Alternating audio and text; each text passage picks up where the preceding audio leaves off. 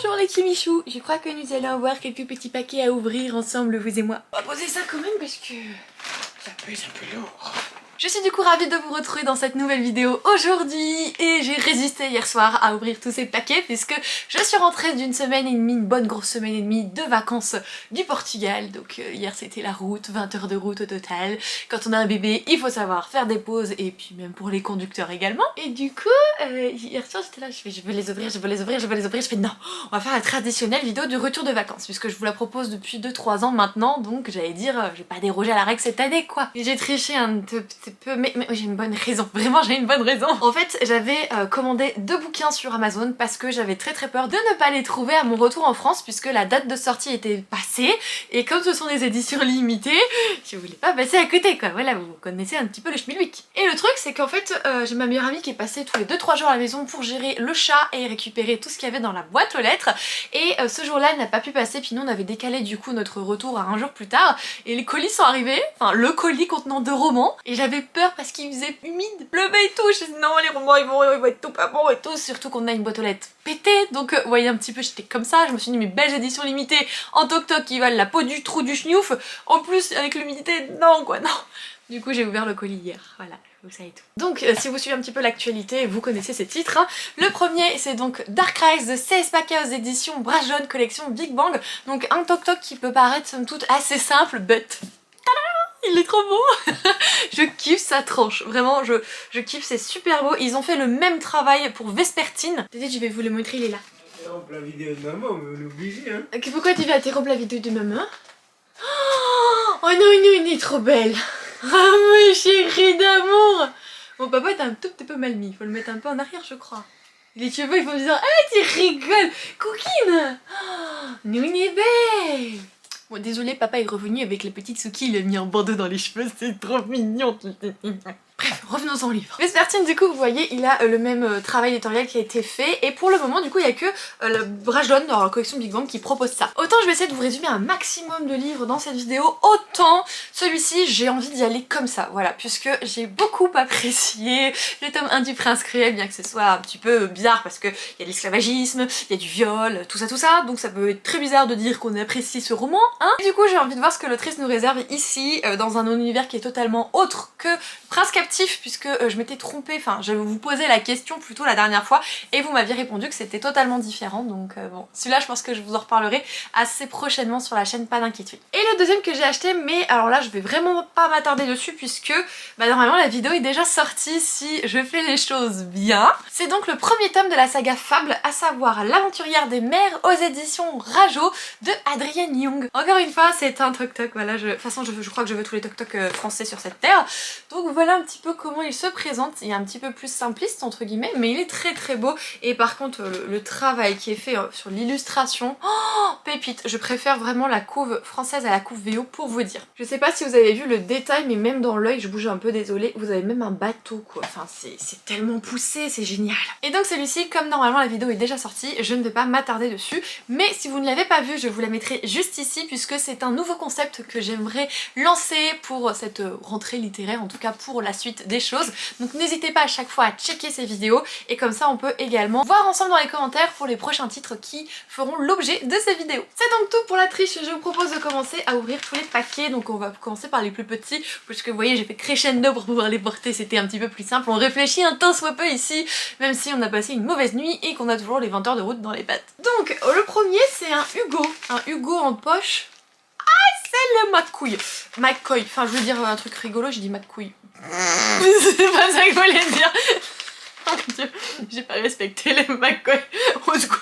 Oh non mais vous, les McCoy, voilà les McCoy, on s'arrête. Hein, je suis presque sûre que c'est ça.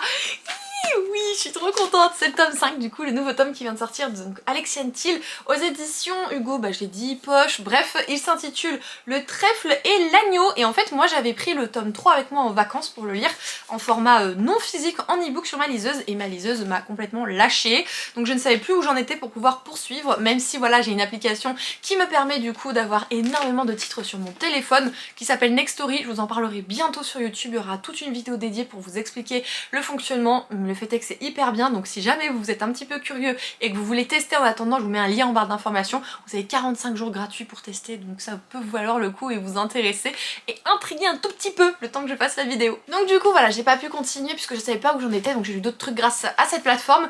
Et là il y a le tome 5, j'en suis au tome 3, j'ai un tout petit peu de retard mais c'est pas bien grave, il est un peu plus petit, il fait que 500 pages. Autant d'attendre pour 500 pages. Je me zénifie, je suis vraiment trop contente. Merci beaucoup Hugo. Ah, il est déjà sorti puisque du coup c'était le 8 septembre en fait. Nous continuons avec un paquet de chez Pocket Jeunesse. Qu'est-ce que j'attends de chez PKJ? Qu'est-ce que j'attends? Oui non, ça va faire une Dory en face de vous, je ne sais plus. Alors c'est quoi déjà? Kimberley, dis donc. Je sais plus. Oui, ça y est. Il s'agit donc du Secret du Night Silver de Annalise Avery aux éditions PKJ. Comme je vous ai dit, il faut que j'arrête de me répéter. La couve, je sais pas ce que vous en pensez, je la trouve vraiment canon. Qu'est-ce qu'on sait là-dessus, hein? Ok, 304 pages, prix 15-20 euros. 15-20 euros. 15,20 €.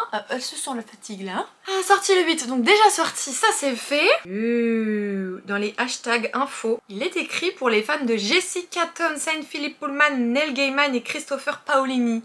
Autant vous dire, alors Jessica Townsend, c'est l'autrice notamment de la saga Nevermore. Philip Pullman est très connu pour sa saga À la croisée des mondes. Neil Gaiman, il y en a plein aussi. Christopher Paolini, c'est la saga Eragon.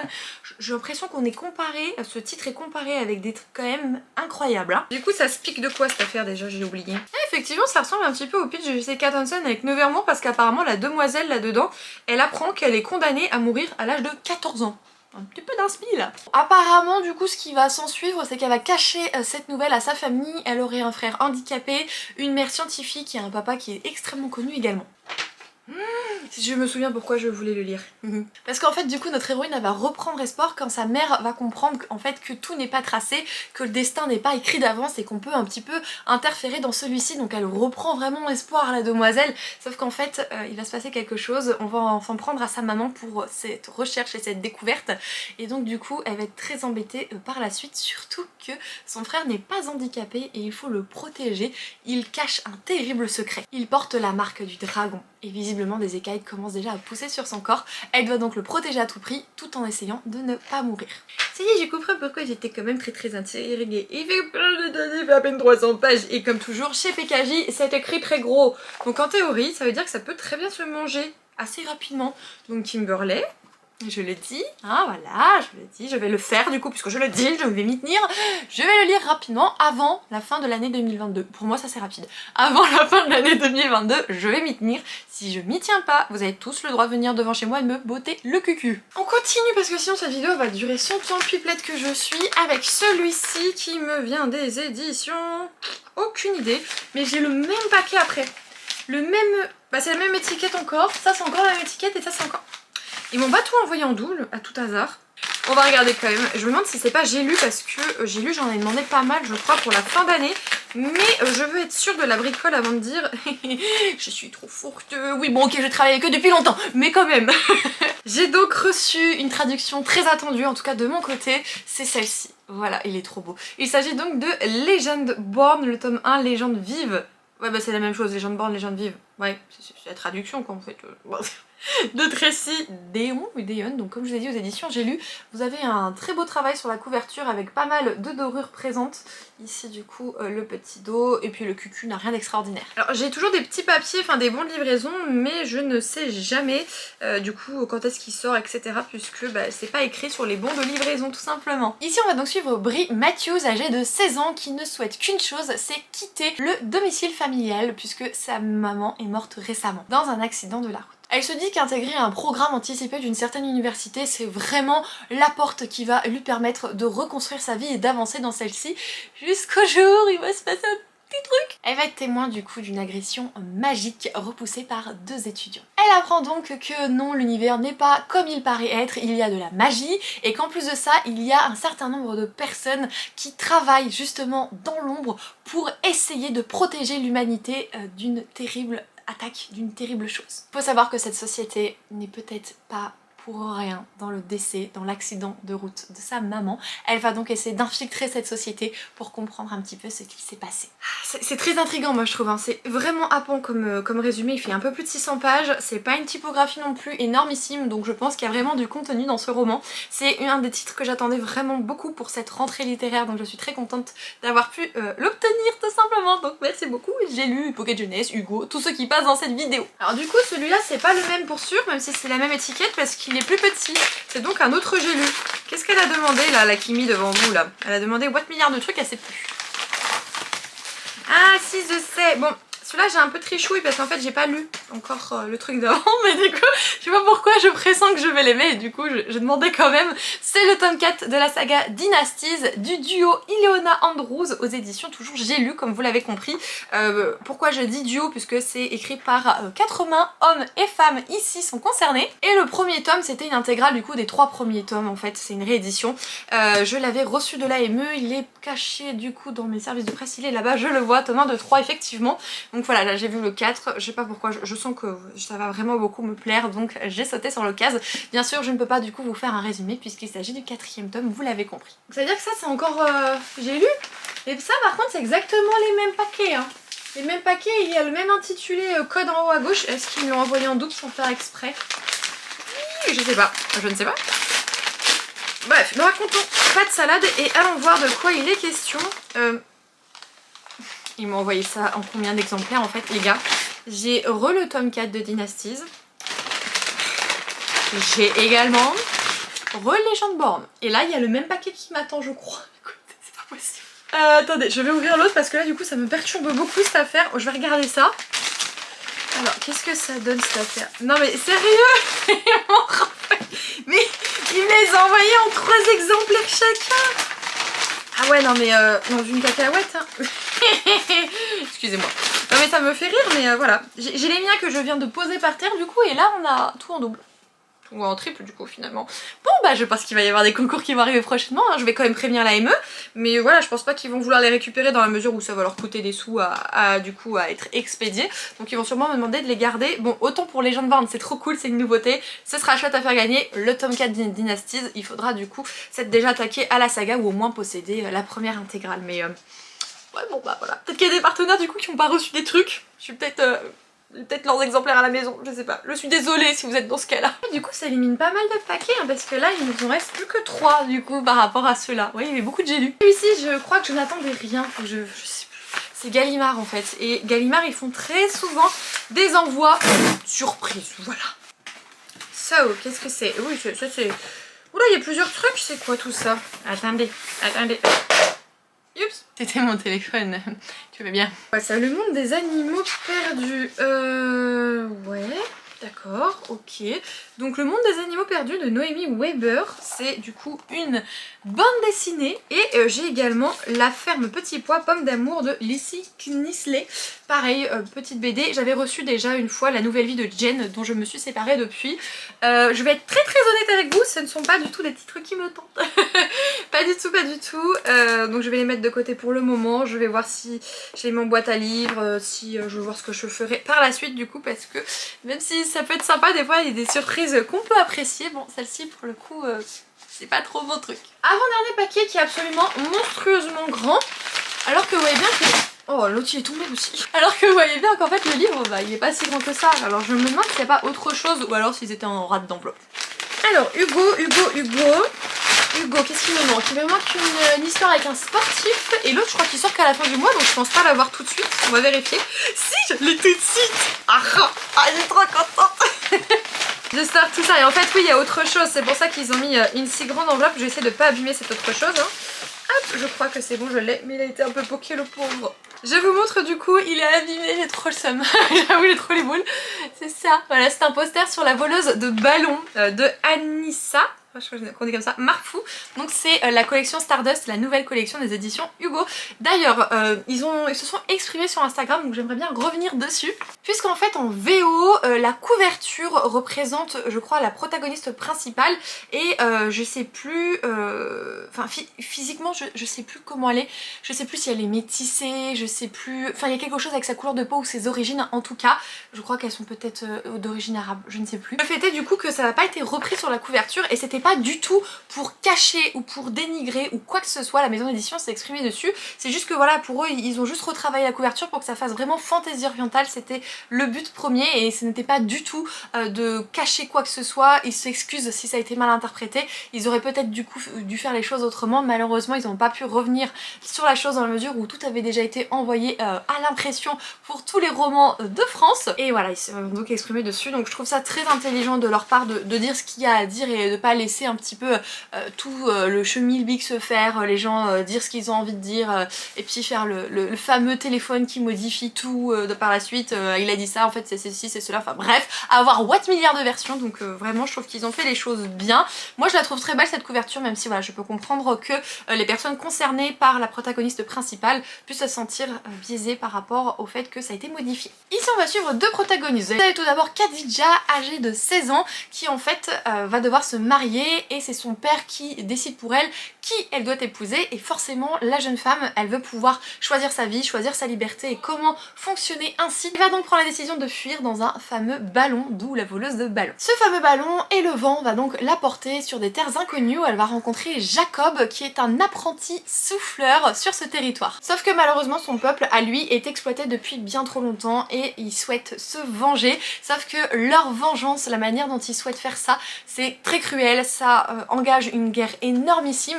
Les deux ne sont pas forcément pour et ils vont tout faire pour essayer d'arranger, de protéger les choses, quitte à ce que finalement ce soit eux qui soient les premières victimes et pas le monde qui protège. Il y a de la magie légale, il y a des djinns, c'est de la fantaisie orientale quoi, donc ça je suis trop contente. Peut-être que je pourrais vous l'inclure du coup dans une vidéo où je vous fais une review très rapide puisque vous savez que moi et la fantaisie orientale c'est quand même quelque chose. J'entends ma fille qui commence à pleurer, je me demande si elle commence pas à avoir faim et si vous ne le savez pas, elle est exclusivement allaitée donc il va peut-être falloir que je vous laisse bientôt, mais il ne reste plus qu'un paquet qui me vient du coup des éditions encore Hugo. Bah ça doit être le sportif. Non, délire. Ça me va pas du tout ça. Je vais vous montrer hein, mais je suis une horreur avec ce genre de choses. Le premier qui rigole, je le mords, ok? Voilà, je le mords. J'aime pas les casquettes, c'est horrible. Du coup il y a écrit quoi dessus? Je crois qu'il y a le titre de l'auteur, enfin le nom de l'auteur. University, je sais pas quoi, il y a un petit ballon, voilà. C'est la classe dans la soupe. Je déteste les casquettes. Voilà, je l'ai mise, on n'en parle plus. Il s'agit du coup de une nouvelle saga intitulée Les Dieux du Campus, écrit à 4 mains, donc par Phoenix Beacher et F.V. Estier, les éditions Hugo comme je vous ai dit, dans la collection New Romance. Celle-ci est déjà sortie ou pas? Oui, le 8 septembre, tout ça est déjà sorti, c'est très bien. Ici on suit donc un jeune homme nommé Leander, en fait c'est le nom du premier tome, qui est très doué à l'école et très doué également dans le milieu du sport puisqu'il est quarterback, sauf qu'il est tellement doué en fait qu'il ne veut être distrait par rien, il est un petit peu comme un dieu du campus, d'où le nom de la saga. Le fait est que malheureusement à un moment il y a une demoiselle qui va se mettre sur son chemin, une demoiselle qui vit vraiment pleinement sa jeune condition d'universitaire puisque jusqu'à présent elle était notamment, elle reste fille de pasteur donc du coup elle n'avait pas du tout de liberté et elle va bien profiter de celle-ci, peut-être au détriment de Leander qui ne s'attendait pas à une telle tornade sur son chemin. Voici donc pour ce roman qui a l'air vraiment hyper intéressant. Il y a souvent voilà des belles nouveautés comme ça chez Hugo et j'adore le milieu sportif. Je ne sais pas du coup sur quoi va porter les autres tomes, peut-être qu'il y a du basket encore dans le lot. Je suis casse-noisette avec ça mais j'adore vraiment le basket donc j'adorerais qu'il y ait plus de romans dessus, donc affaire à suivre. Et bien voilà les Kimichou, cette vidéo est à présent terminée et j'espère que le déballage vous aura plu. Il y a eu un petit couac, vous avez vu, avec les éditions J'ai lu, donc je vais voir avec eux s'ils m'autorisent à organiser un ou plusieurs concours du coup pour pouvoir vous faire gagner tout ça. Ce sera sûrement sur Instagram donc n'hésitez pas à me rejoindre là-bas. En attendant, j'espère que vous aurez passé un agréable moment. Je voulais aussi vous remercier puisque vous êtes très nombreux à participer au Greek Mythology Books Challenge. Voilà, j'ai ma copine Soli, vous savez, sur les réseaux qui se nomme Librement Addict, qui est prof d'anglais, qui m'a expliqué du coup comment bien prononcer le nom parce que je voulais pas dire de bêtises.